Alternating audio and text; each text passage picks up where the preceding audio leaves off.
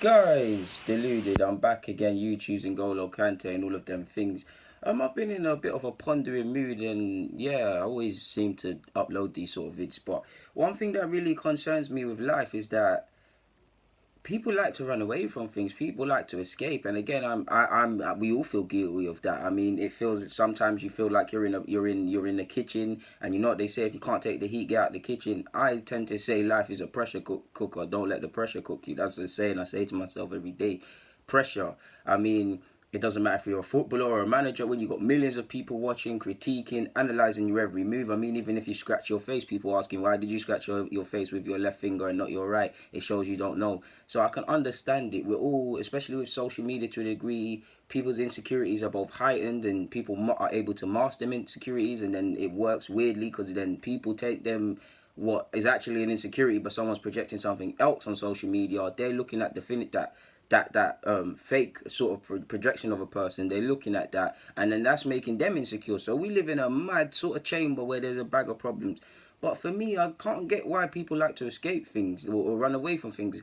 And again, clearly, I'm smart enough to understand why people want to escape and run, because life is hard, life hurts. Your life kicks you and kicks you and kicks you when you're down. You could be riding high in August and then lose your job, for example, in September. There's madness that happens.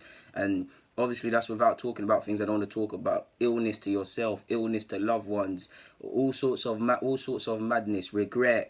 People forget regret is one of the things that hurts people the most. I'm 23 years of age, but what I've learned in my life, regret can break you. I've spoken with a lot of 80-year-olds and down to 50 years of age and stuff, and there's one common theme: they speak about regret. It doesn't matter if it was mending relations or taking chances they should have. Regret kills people. Regret kills people. When you're in your deathbed, regret can accelerate that death. That's one thing I don't want to have. We're all gonna have regrets, obviously, but the majority of things, you don't want to sit there what ifs. You don't want to think about relations you could have mended or things like that.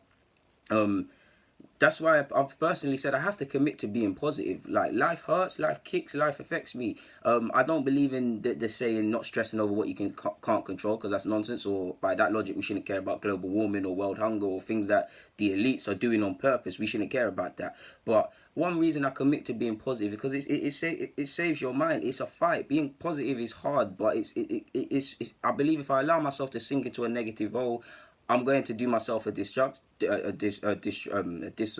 and I'm going to become disruptive because it's going to hurt me physically. I'm not going to be able to make videos. I'm not going to have the influence to make videos. I'm not going to even have the enthusiasm to do daily life tasks. I mean, life hurts, but it robs you of yourself when you remain negative. Life hurts, but that's why when I think negative or think angry, I tend to look always inwards, what I could have done, forgive myself, and move forward, man. Because these sort of things will hurt you. I've also learned as well, you need to humble yourself before life humbles you. You don't want life to humble you. I've always been very, very humble. I've never really looked down on my fellow man, whether they're a crackhead begging for money or wherever, no disrespect. But humble yourself. Again, I don't think I'll ever become certain social statuses that we see when people begging money and things. But that can happen to anyone for any reason. That life hurts. You could lose your life. You could lose your life. You could lose your loved ones. Could lose their lives. You could lose your house. You could lose your job. You could lose anything you ever cared about, and it's led you to the point where you're like that. So while I don't think I'll ever be in that, I can understand. Once upon in my life, I might have looked with a degree of turning up my nose, thinking I'm better than my fellow man who's on the floor begging for money, and he's got to this point. Obviously, it's his fault, because regardless of bad things happen to you, you have choices in it. Like, life hurts in it. But don't look down on him. Once upon a time, I did, but that could be anybody. Like, if you all you got to do is look at the average savings households in the UK have mental health rates, especially specific to my age. I'll say 16. Let's just say 16 to 35. There's going to be a lot of issues in this demographic or that age bound that I've just said. Trust me, there's going to be a lot of social problems, mental problems. There's going to be a lot around finances, because when you look at other generations, I don't believe we're as savvy saving wise and things, myself included. So there's going to be a lot of issues in that regards, man. Um, Personally, I think my tolerance to life and the crap it throws at me is very high, to be honest, purely because I've had to deal with a lot. Like, have I been Yeah, have my parents been drug dealers and I've been a crack baby since 5 years of age and I've had people putting guns to my head? No, but I've had to deal with a lot of tragedy. Death is a common theme in my life from day dot. Pressure, social pressures from loved ones, being told you're not something, you can't ever be something, being compared to other people, being told by everybody in your personal life and teachers that you'll never amount to shit, you won't be shit. And if you're 18 years of age and you're not in Feltham's young offenders, like something's wrong. And that hurt me because I've never been in a gang, I've never done certain things, but things like that, I understand why people like to.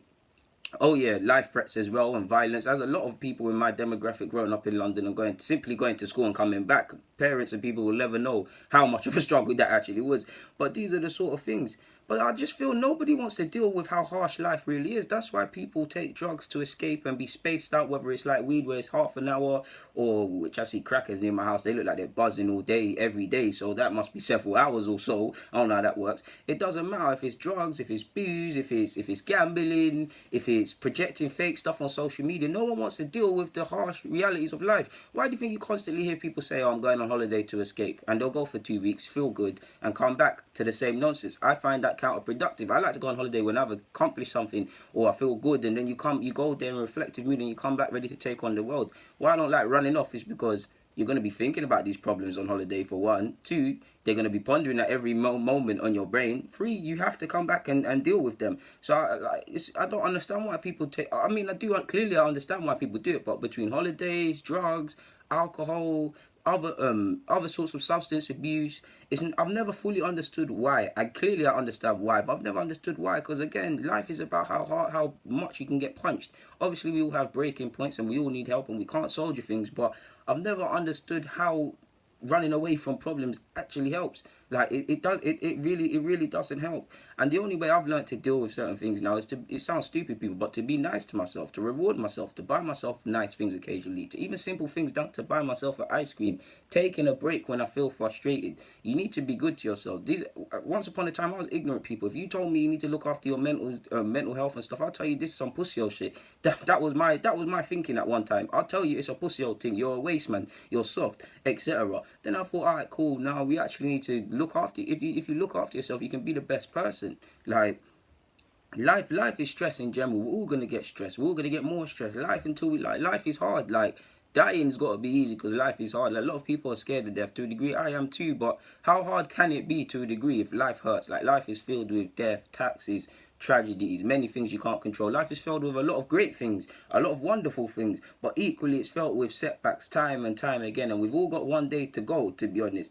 And if my life ended tomorrow, would I be happy? Of course not. Do I feel like I've accomplished nothing? Of course not. But I don't feel it's productive to just allow yourself to be in a negative state, to allow yourself, because I'm a very negative person at times, people. I'll beat myself up more than anyone can beat me up, because I'll sit there, the voice in your head, good, it's a good thing, but the voice in your head can be a bad thing. It allows, don't let yourself get into a sunken place, because it's very difficult to get out of there, and it's testament to anyone that's got themselves out. And if you're still going through that sort of stuff and you might not want to help someone, then you can message me or hit me up on deluded@gmail and we'll talk about it, man, because I do believe this is something, regardless of what age you are, but specific to 16 to 25, looking after mental health, looking after their body, listening to the voices in their head, telling them they need to take a break and switch off, is something we need to deal with. Because again, if it's not the pressures of work and wanting to achieve what you want to achieve, then you're seeing a lot on social media. I can deal with social media because my mother's always told me, don't watch what people have because you don't know how they got it, and I've never been a bad mind in it.